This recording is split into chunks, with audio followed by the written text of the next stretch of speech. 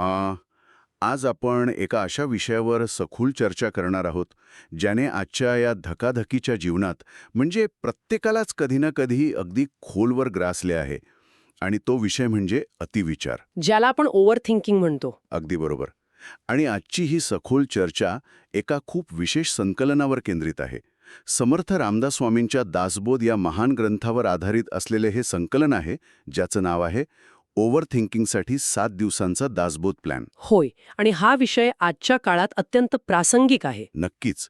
आजचा आपला मुख्य उद्देश हाच आहे की अतिविचार थांबवणे म्हणजे नेमके काय? विचारांना दाबून टाकणे किंवा त्यांची गळचेपी करणे हा यावरचा उपाय नक्कीच असू शकत नाही. अजिबात नाही. विचार दाबले की ते दुप्पट वेगाने उसळून वर येतात. बरोबर. हं? तर त्या विचारांना एक योग्य दिशा देऊन स्वतःच्या मनावर स्वतःचे राज्य कसं प्रस्थापित करायचे हे समजून घेणं खूप गरजेचं आहे. हा 7 दिवसांचा प्लॅन दिवसातून फक्त 15 ते 25 मिनिटे देऊन कसा अंमलात आणायचा याची अत्यंत व्यावहारिक मांडणी यात केली आहे. चला तर मग हे सविस्तर समजून घेऊया. दासबोधाच्या दृष्टिकोनाचे एक सर्वात मोठं वैशिष्ट्य सांगायचं तर, कोणतेही ज्ञान तेव्हाच खऱ्या अर्थाने उपयुक्त ठरते जेव्हा ते प्रत्यक्ष कृतीत उतरवले जाते. केवळ कोरडे तत्वज्ञान वाचून मन कधीच शांत होत नाही. कृती महत्वाची आहे. हो. आणि अतिविचार का होतो याच्या मुळाशी जर आपण गेलो तर त्याचे मुख्य कारण म्हणजे नियंत्रणाची प्रबळ इच्छा आणि अज्ञात गोष्टींची भीती. हां, म्हणजे आपल्याला सगळं कंट्रोलमध्ये हवं असतं. अगदी तेच. जेव्हा एखाद्या गोष्टीवर आपले नियंत्रण राहत नाही तेव्हा मन भविष्यातील नकारात्मक शक्यतांचा म्हणजे पुढे काय होईल याचा सतत विचार करू लागते. हा जो 7 दिवसांचा प्लॅन आहे तो ह्याच मूळ कारणांवर अतिशय पद्धतशीरपणे काम करतो. हे ऐकायला खूप तर्कशुद्ध वाटतंय. म्हणजे आपण विचारांशी थेट युद्ध करत नाही आहोत, तर ते विचार ज्या भीतीतून किंवा असुरक्षिततेतून निर्माण होतात तिथे पोचण्याचा प्रयत्न करत आहोत. या प्लॅनची सुरुवात दिवस 1 आणि 2 पासून होते, ज्यामध्ये जागरूकता आणि विवेकाचा सराव यावर लक्ष केंद्रित केले आहे. होय. पहिल्या दिवसाचं जे कार्य आहे ना, ते वरवर पाहता अत्यंत साधे वाटते. यातली सर्वात रंजक किंवा अचंबित करणारी गोष्ट म्हणजे पहिल्या दिवशी आपल्याला आपल्या विचारांशी अजिबात लढायचे नाहीये. त्यांना थांबवायचंही नाहीये. म्हणजे फक्त बघत राहायचं. हो. पहिल्या दिवशी फक्त स्वतःच्या मनाचं शांतपणे निरीक्षण करायचे आहे. आपण याची तुलना एका गजबजलेल्या महामार्गाशी करू शकतो. अच्छा, हायवे. बरोबर.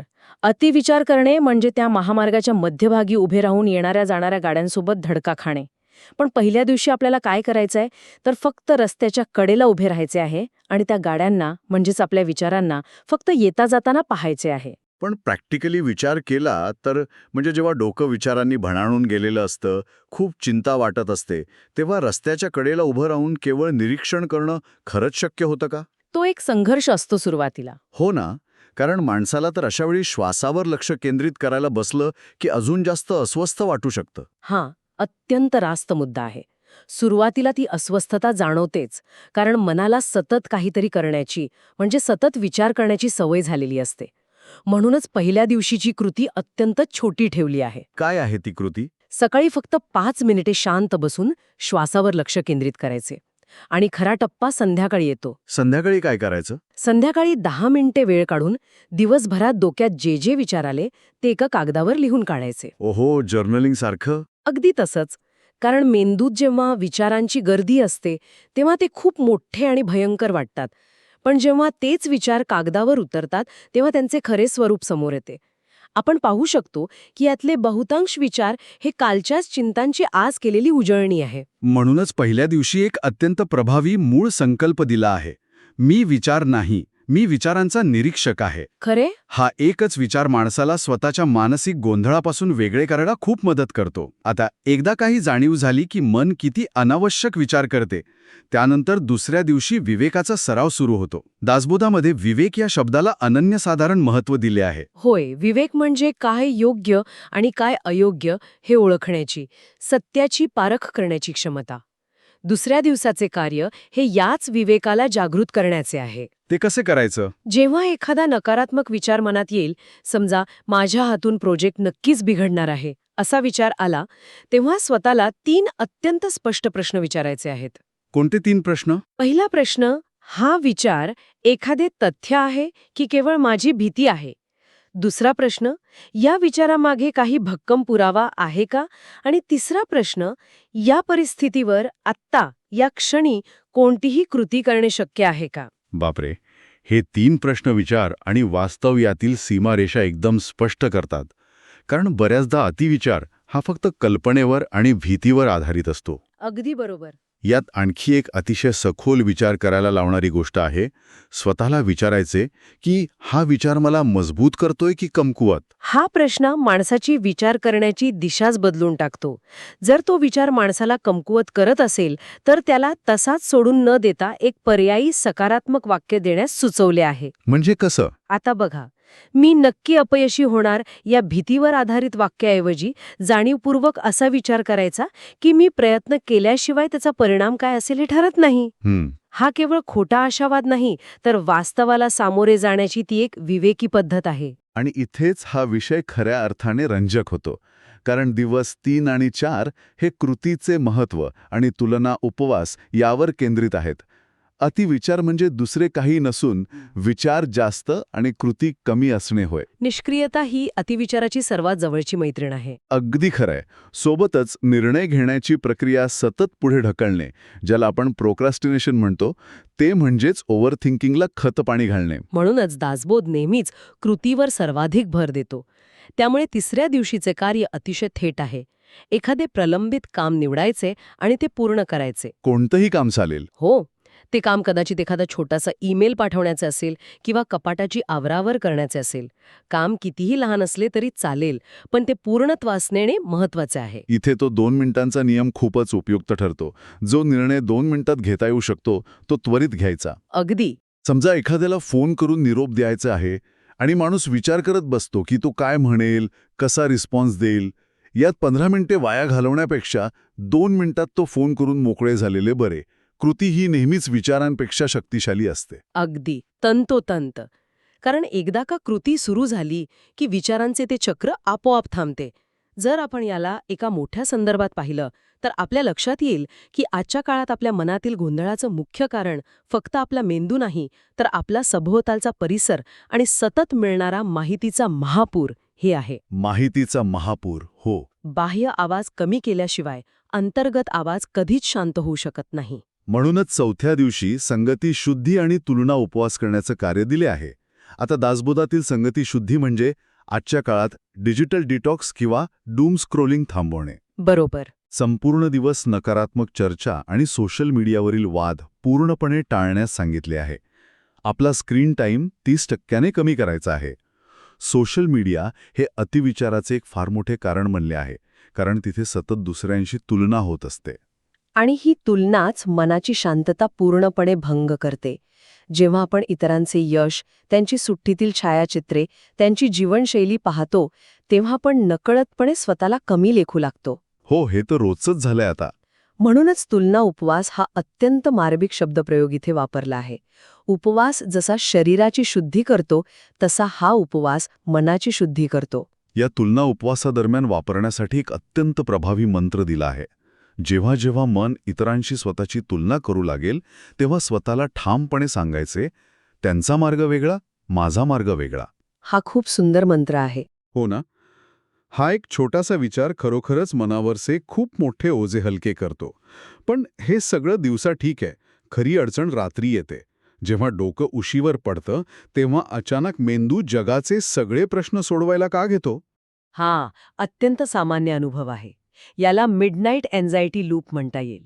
Midnight anxiety loop. हो, दिवसभर आपण कामात असतो, पण रात्री जेव्हा शरीर स्थिर होते आणि बाह्य जगाचे आवाज थांबतात, तेव्हा मनाला दुप्पट वेगाने धावायला मोकळे मैदान मिळते. म्हणूनच 5व्या दिवशीचे कार्य हे शरीर आणि मनाच्या संबंधावर आधारित आहे. म्हणजे 5वा दिवस शरीर, ऊर्जा आणि भीतीचा सामना याला वाहिलेला आहे. होय, जेव्हा मन एकाच विचाराच्या साखळीत अडकते, तेव्हा ती साखळी तोडण्यासाठी शारीरिक हालचाल हा सर्वात उत्तम उपाय ठरतो. अच्छा. शरीर हलले की रक्तप्रवाह बदलतो आणि विचारांची साखळी तुटते. यासाठीच संध्याकाळी किमान 15 ते 20 मिनिटे चालणे किंवा एखादा हलका व्यायाम करण्यास सांगितले आहे. आणि त्याहीपेक्षा महत्त्वाचे म्हणजे रात्रीच्या अतिविचाराला आळा घालण्यासाठी झोपण्यापूर्वी मोबाईल पूर्णपणे बंद ठेवणे आणि केवळ 5 मिनिटे दीर्घ श्वास घेण्याचा सराव करणे. मोबाईलच्या स्क्रीनमधून येणारा प्रकाश आणि त्यातली माहिती मेंदूला सतर्क राहण्याचा संदेश देतात.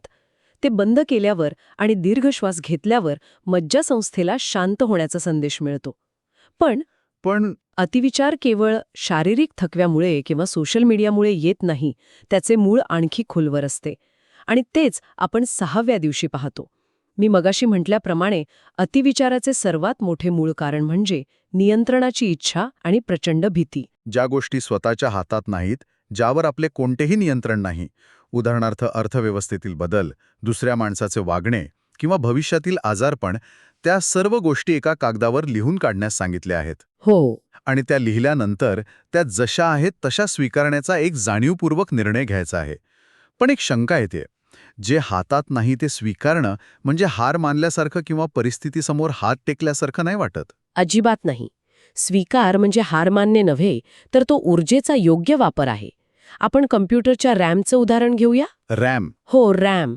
जेव्हा बॅकग्राऊंडला अनेक ॲप्लिकेशन्स चालू असतात तेव्हा कम्प्युटर स्लो होतो. बरोबर. ज्या गोष्टी आपल्या नियंत्रणात नाहीत त्यावर विचार करत बसणे म्हणजे बॅकग्राऊंडला विनाकारण ती ॲप्लिकेशन्स चालू ठेवणे. स्वीकार केल्यामुळे मेंदूची ती ऊर्जा मोकळी होते जी आपण आपल्या हातात असलेल्या कृतींसाठी वापरू शकतो. दासबोधामध्येही जे अपरिहार्य आहे त्याचा विवेकाने स्वीकार करण्यास सांगितले आहे. त्यासाठीच 6व्या दिवशी हा संकल्प दिला आहे, जे शक्य आहे ते मी करीन आणि बाकीचे मी स्वीकारेन. अतिशय सुंदर. पण यात अजून एक पैलू आहे, तो म्हणजे भीतीचा. भीतीला सामोरे जाण्यासाठी एक खास कृती सुचवली आहे. स्वतःला विचारायचे, मला नेमकं कशाची भीती वाटतेय? सर्वात वाईट काय होऊ शकतं? भीती ही नेहमी अंधारात आणि अस्पष्टतेत वाढते. ती एका भिंगासारखी असते, जी छोट्या गोष्टीला प्रचंड मोठे करून दाखवते. मॅग्निफाईंग ग्लाससारखी. अगदी तसंच. पण जेव्हा आपण सर्वात वाईट काय होऊ शकते हे लिहून काढतो, तेव्हा ती भीती प्रकाशात येते. आणि त्यानंतर सर्वात महत्त्वाचा शेवटचा प्रश्न स्वतःला विचारायचा, जर ते सर्वात वाईट घडलेच तरी मी त्यातून मार्ग काढून बाहेर पडू शकतो का? आणि या विश्लेषणाने नमूद केलेली एक अतिशय आश्वासक गोष्ट म्हणजे 90% वेळा या शेवटच्या प्रश्नाचे उत्तर हो असेच असते. नक्कीच असतं. कारण मानवी मन आणि शरीर संकटातून मार्ग काढण्यासाठी नैसर्गिकरित्या अत्यंत सक्षम असते. फक्त अतिविचारामुळे ती क्षमता झाकली जाते. जेव्हा आपण वास्तवातील सर्वात वाईट परिस्थितीचा सामना करण्याची मानसिक तयारी करतो, तेव्हा ती अज्ञात भीती नष्ट होते. भीती संपली की विचारांचा वेग आपोआप मंदावतो. तर या सगळ्याचा नेमका अर्थ काय होतो? आपण पहिल्या दिवसाच्या केवळ जागरूकतेपासून कृती, तुलना, उपवास करत ते 6व्या दिवसाच्या स्वीकारापर्यंत आलो. आता येतो तो या प्लॅनचा शेवटचा आणि 7वा दिवस, आत्मपरीक्षण आणि दैनंदिन नियम. हो. 7व्या दिवशी मागे वळून पाहायचे आहे की या संपूर्ण प्रक्रियेमुळे काय बदल झाले आहेत. 7वा दिवस हा खऱ्या अर्थाने स्वतःच्या विकासाचे मोजमाप करण्याचा आहे. या आठवड्याभरात विचारांचा प्रमाण खरोखरच कमी झाले आहे का? एखाद्या घटनेवर लगेच तीव्र प्रतिक्रिया देण्याची सवय थोडी कमी झाली आहे का? मन थोडे हलके वाटत आहे का? हे तपासायचं आहे. याबरोबरच 7व्या दिवशी स्वतःबद्दल 5 चांगल्या गोष्टी लिहून काढायच्या आहेत. हे खूप महत्वाचं आहे बरं का? हो, कारण बऱ्याचदा जी लोक अतिविचार करतात ते स्वतःवरच सर्वात जास्त कठोर असतात. ते स्वतःच्या छोट्या छोट्या चुकांवर तासनतास विचार करत बसतात. येथे दासबोधातील एक अत्यंत महत्वाचा संदेश लागू होतो. स्वतःला कधीही कमी लेखू नका. स्वतःचे आत्ममूल्य ओळखणे आवश्यक आहे. स्वतःवर विश्वास ठेवायला हवा. होय. जेव्हा स्वतःवरचा आत्मविश्वास वाढतो तेव्हा मनात निर्माण होणारी असुरक्षिततेची आणि विचारांची गर्दी आपोआप कमी होते. आत्मविश्वास हा संशयाला जागाच ठेवत नाही. 7 दिवसांचा प्लॅन पूर्ण झाल्यानंतर तो कायमस्वरूपी जीवनशैलीचा भाग कसा बनवायचा यासाठी दैनंदिन नियमांची एक सोपी उजळणी दिली आहे, ज्याला आपण 5-5-5 नियम म्हणू शकतो. बरोबर. दररोज 5 मिनिटे शांतता पाळायची, म्हणजे फक्त श्वासावर लक्ष. 5 मिनिटे दिवसाचा आढावा किंवा डायरी लिहिण्यासाठी द्यायची आणि 5 मिनिटे जाणीवपूर्वक शारीरिक हालचाल करायची. आणि यासोबतच दररोज किमान एकतरी प्रलंबित कृती पूर्ण करायची. हे नियम ऐकायला खूप छोटे वाटतात, पण त्यांचं सातत्य हेच खऱ्या बदलाचे आणि स्थिर मनाचे कारण ठरते. या 7 दिवसांच्या अभ्यासाचे परिणाम अतिशय वास्तववादी आहेत. यामुळे प्रतिक्रिया देण्याचं प्रमाण कमी होते, निर्णय अधिक जलद घेता येतात आणि झोपेचा दर्जा सुधारतो. अगदी नक्की. अतिविचार एका रात्रीत पूर्णपणे नाहीसा होणार नाही आणि तसा दावाही इथे केलेला नाही. विचार तर येणारच, पण या प्लॅनचा सर्वात मोठा विजय हा असेल की त्या अतिविचाराचे माणसावर जे नियंत्रण असते ते संपुष्टात येईल. विचारांचे गुलाम न बनता त्यांचे निरीक्षक आणि मार्गदर्शक बनता येईल. या संपूर्ण चर्चेचे सार जर दासबोधाच्या शैलीतील अंतिम सूत्रात मांडायचे असेल तर ते अत्यंत शांतपणे असे सांगता येईल: मन जिंका, कर्तव्य करा, विवेक ठेवा, स्वीकार शिका. क्या बात आहे. आणि पुढे असेही म्हणता येईल: मन भटकतं, विवेक त्याला दिशा देतो, कृती त्याला स्थिर करते आणि स्वीकार त्याला शांत करतो. हे सूत्र म्हणजे शांततेचे 4 प्रमुख खांब आहेत असं म्हणायला हरकत नाही. यावरून एक अत्यंत महत्त्वाचा प्रश्न निर्माण होतो. आपण आत्तापर्यंत अतिविचार कसा थांबवायचा आणि त्याला कशी दिशा द्यायची यावर सविस्तर चर्चा केली. पण या ऊर्जेकडे जर आपण वेगळ्या दृष्टिकोनातून पाहिले, वेगळ्या दृष्टिकोनातून हो, अतिविचार म्हणजे दुसरे तिसरे काही नसून भविष्यातील नकारात्मक गोष्टींची कल्पना करण्यासाठी खर्च होणारी एक प्रचंड मोठी मानसिक ऊर्जाच आहे. ती ऊर्जा खूप शक्तिशाली असते, फक्त तिची दिशा चुकलेली असते. पण मग जाता जाता सर्वांसाठी एक अंतिम विचार. जर तीच अमूल्य आणि प्रचंड ऊर्जा आपण स्वतःच्या चिंता आणि भीती वाढवण्याऐवजी एखाद्या नवीन संकल्पनेच्या, कलेच्या किंवा सकारात्मक गोष्टीच्या निर्मितीकडे जाणीवपूर्वक वळवली, तर आपण काय अद्भुत चमत्कार घडवू शकू. खरंच हा विचार करायला लावणारा प्रश्न आहे. नक्कीच. या एका प्रश्नातच या सखोल चर्चेचं खरे यश दडलेलं आहे. आशा आहे की ही चर्चा विचारांची दिशा बदलण्यासाठी नक्कीच उपयुक्त ठरेल. शांत रहा, कृती करत रहा आणि स्वतःच्या विचारांचे जाणीवपूर्वक निरीक्षक बना. आजच्या या सखोल चर्चेत सहभागी झाल्याबद्दल धन्यवाद.